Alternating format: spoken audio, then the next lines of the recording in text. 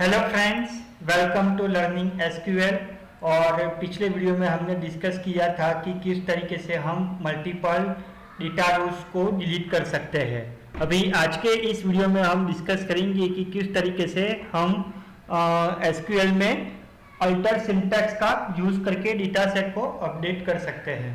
अब ये जो अल्टर सिंटैक्स है वो बहुत ही इंपॉर्टेंट सिंटैक्स है एसक्यूएल में, क्वेरी लैंग्वेज में। क्यों? क्योंकि अल्टर से आप सब कुछ चेंज कर सकते हो, like changing the column name, changing the column type, right. तो let us see one by one, हम एक वन बाय वन करके हम सभी कंसेप्ट यहाँ पे क्लियर करते हैं।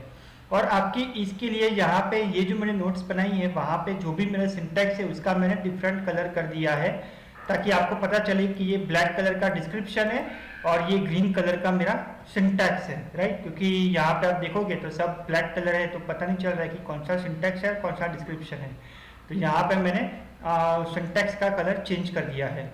सो let us we will see alter syntax is used to change the column name, column type, constraint और चेंजिंग द टेबल स्ट्रक्चर। तो चलिए वन बाय वन करके सभी के सभी सिंटैक्स को देखते हैं।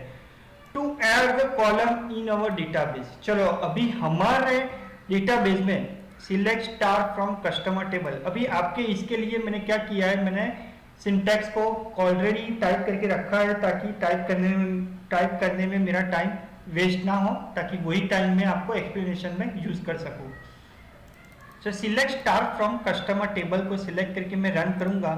तो यहाँ पे देखो कि अभी हमारे पास 1 2 3 4 एंड 5 कॉलम है, राइट। सो अभी मेरे पास 5 कॉलम है। यहाँ पे कंट्री नाम का कॉलम नहीं है। So let us say to add the column in the table use the following syntax. Alter की जो सिंटैक्स का नाम है टेबल, हमें क्या अल्टर करना है, टेबल का नेम फिर आपको लिखना है ऐड कंट्री, ये कॉलम का नेम है, और फिर ये उसका टाइप है। तो वही चीज मैंने यहाँ पे लिखी है अल्टर टेबल का नेम ऐड करना है। मुझे क्या ऐड करना है, column name that is country और इसका टाइप वेरिएबल कैरेक्टर। सो ये लाइन को सिलेक्ट करके मैं रन करता हूँ। सो यहाँ पे आप देखोगे alter table query has successfully run. अब मैं ये लाइन को वापस select star from customer table को वापस रन करूंगा। यहाँ पे आप देखोगे कंट्री नाम का एक और कॉलम यहाँ पे ऐड हो चुका है, राइट। और अगर आपको लेट से डबल या तो फिर प्राइमरी की 13 पे आपको ये जो है लाइक कंट्री इंडिया, वो अगर आपको स्पेसिफाई करना है तो आप स्पेसिफाई कर सकते हो, राइट, इंसर्ट डेटाबेस से। सो अभी मुझे ये कंट्री नाम का जो कॉलम अभी जो मुझे दिख रहा है वो मुझे रिमूव करना है। सो use select star from customer table to see the updated table. To delete the column in the table use the following syntax. Alter, जो syntax का नेम है, क्या अल्टर करना है, table. This is my table name, customer table, sales table, कुछ भी हो सकता है। और फिर यहाँ पे ऐड करने के लिए हमने कौन सा सिंटैक्स यूज किया था, ऐड। यहाँ पे रिमूव करने के लिए हम यूज करेंगे ड्रॉप कंट्री, राइट। सो ये लाइन को सिलेक्ट करके मैं रन करता हूँ और वापस select star from customer table.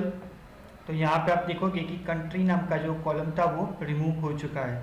So I hope कि आपको ये फर्स्ट, सेकंड एंड थर्ड कि किस तरीके से कॉलम को ऐड कर सकते हैं और किस तरीके से कॉलम को रिमूव कर सकते हैं, वो दोनों सिंटैक्स आपको पता चल गया होगा। Select star from customer table to see the updated table. अच्छा, अभी नेक्स्ट चीज कि मेरे पास यहाँ पे अगर आप देखोगे तो एज जो है वो अभी इंटीजर है, एज का जो टाइप है दैट इज इंटीजर। अब ये जो एज का टाइप इंटीजर है उसकी जगह पे मुझे करना है वेरिएबल कैरेक्टर, राइट। इंटीजर यानी कि क्या है कि वो सिर्फ वैल्यू ही स्पेसिफाई करेगा। अगर आप मान लो कि गलती से डेटा रोज एंटर कर रहे हो और एज में आपने लिखा कि 33A, तो वो डेटा को एक्सेप्ट नहीं करेगा। क्यों? क्योंकि उसको सिर्फ इंटीजर वैल्यू ही चाहिए, यानी कि 33, 34 कुछ नंबर ही चाहिए, right. Alphabets, special symbols, special characteristics symbol will not be accepted. ठीक है, तो अभी एज का जो कॉलम का जो टाइप है वो मुझे चेंज करना है। तो क्या है उसके लिए सिंटैक्स अल्टर टेबल, हमें टेबल को अल्टर करना है। टेबल नेम, अल्टर कॉलम, हमें क्या करना है, कॉलम का टाइप अल्टर करना है। सो अल्टर कॉलम एज, एज क्या है, कॉलम का नेम है, उसका टाइप हमें क्या करना है, variable character 255। 255 is the length of the character, कि आप वेरिएबल कैरेक्टर में अप टू 255 लेटर्स तक आप उसमें एंट्री कर सकते हो, राइट। सो लेट अस से मैंने यहाँ पे var means variable character, so let I will be select this line. So as you can see, alter table, customer table, alter column, name of the column is age, type of the column we want to change to the variable character 255. अब यहाँ पे मैं select start from customer table करूँगा, तो यहाँ पे आप देखोगे तो एज का जो अभी टाइप क्या दिखा रहा है, कैरेक्टर वेरिंग, जो पहले हमें इंटीजर दिखा रहा था, ये अब कैरेक्टर वेरिंग यानी कि वेरिएबल कैरेक्टर दिखा रहा है। 255 means up to 255 numbers of letters or alphabet you can give the entry. अब आप अगर आपको वेरिएबल कैरेक्टर से इंटीजर करना है तो उसके लिए सिंटैक्स क्या है, alter table, customer table, alter column, age, type, यहाँ तक तो सेम है। यहाँ पे आप डायरेक्टली इंटीजर नहीं लिख सकते, यहाँ पे आपको इंटीजर के बाद लिखना पड़ेगा using age, then double dot then after integer, तो ये आपको लिखना पड़ेगा, तब जाके ये वर्क करेगा। तो यहाँ पे आप देखोगे query has been successfully run. अब मैं यहाँ पे select start from customer table करूंगा, तो यहाँ पे आप देखोगे एज का जो टाइप है वो वापस इंटीजर हो चुका है, right.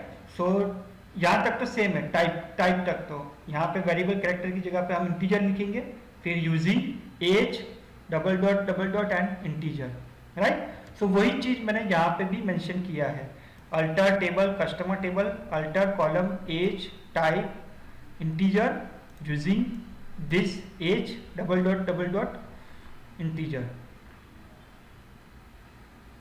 To change the column type, changing from to change the column name, to change the column name, changing from email ID to the customer email ID. अब यहाँ पे आप देखोगे तो ईमेल आईडी दिख रहा है, राइट। तो मुझे ईमेल आईडी से कस्टमर ईमेल आईडी करना है, तो अल्टर टेबल, कस्टमर टेबल, ये तो कॉमन ही रहेगा सब जगह क्योंकि हम अल्टर सिंटैक्स को यूज कर रहे हैं।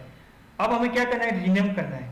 क्या रीनेम करना है, कॉलम रीनेम करना है कि email ID to customer email ID. ये लाइन को मैं सिलेक्ट करके रन करता हूँ। So as you can see alter table query has been successfully run. अब मैं select start from customer table करूंगा, तो ये लास्ट में मुझे क्या दिखा रहा है, कस्टमर ईमेल आईडी, राइट। अब मुझे कस्टमर ईमेल आईडी से वापस ईमेल आईडी करना है, तो same syntax, alter table, customer table, rename column, customer email ID जो भी एग्जिस्टिंग है उसको मुझे चेंज करना है ईमेल आईडी। आपको एक चीज ध्यान में रखनी है कि लाइन को सिलेक्ट करके ही रन करना है ताकि वही लाइन रन होगी। अगर आपने लाइन सिलेक्ट नहीं किया और डायरेक्टली रन पे क्लिक कर दिया तो वो पूरी की पूरी सभी लाइंस को रन करेगा, वो हमें नहीं चाहिए, राइट। तो ये चीज आपको ध्यान में रखना है। So as you can see select star from customer table to see the updated table, और फिर आपको क्या करना है, alter table, customer table, rename customer email ID to email ID, okay. और उसको भी select star from customer table से आप उसको चेक कर सकते हो, ओके।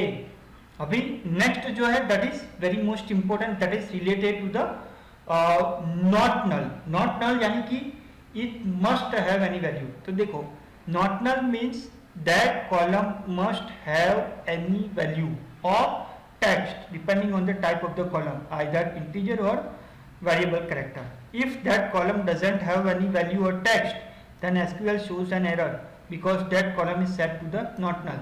अभी मान लो कि ये मेरे पास एक select star from customer table, एक मेरे पास टेबल है और यहाँ पे मैं कस्टमर आईडी को नॉट नल सेट कर देता हूँ ताकि मैं जो भी एंट्री करूंगा उसमें कस्टमर आईडी कंपलसरी मुझे डालना पड़ेगा, राइट, क्योंकि वो नॉट नल सेट है।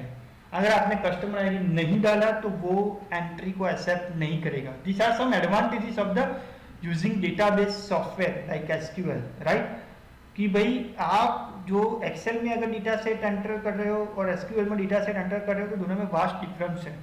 कि अगर एक्सेल में आपने डेट के कॉलम में नाम भी लिख दिया तो भी वो एक्सेप्ट कर लेगा क्योंकि एक्सेल को पता नहीं है, लेकिन डेटाबेस को पता है कि भाई डेट के कॉलम में डेट ही आना चाहिए, फिर नॉट नल के कॉलम में वैल्यू होनी ही चाहिए, राइट। फिर इंटीजर के कॉलम टाइप में नंबर्स वैल्यू जो है वो नंबर्स में ही होनी चाहिए, कुछ भी लेटर्स नहीं होने चाहिए। So all that things will be matter. तो अभी हम डिस्कस करेंगे कि किस तरीके से हम कॉलम को नॉट नल सेट कर सकते हैं, राइट। सो यहाँ पे मैंने लिखा है alter table customer table, alter column customer ID set to not null. So यहाँ पे मैं सिलेक्ट करके रन करता हूँ, तो as you can see alter table वो ऑटोमेटिकली सक्सेसफुली रन हो चुका है। अब जब मैं यहाँ पे वैल्यू को इंसर्ट करता हूँ कि मेरे पास फर्स्ट नेम है, लास्ट नेम है, एज है, ईमेल आईडी है, बट मेरे पास कस्टमर आईडी नहीं है, तो वो मुझे एरर शो करेगा। देखोगे error null value in column customer ID of relation customer table violates not null constraint. क्यों?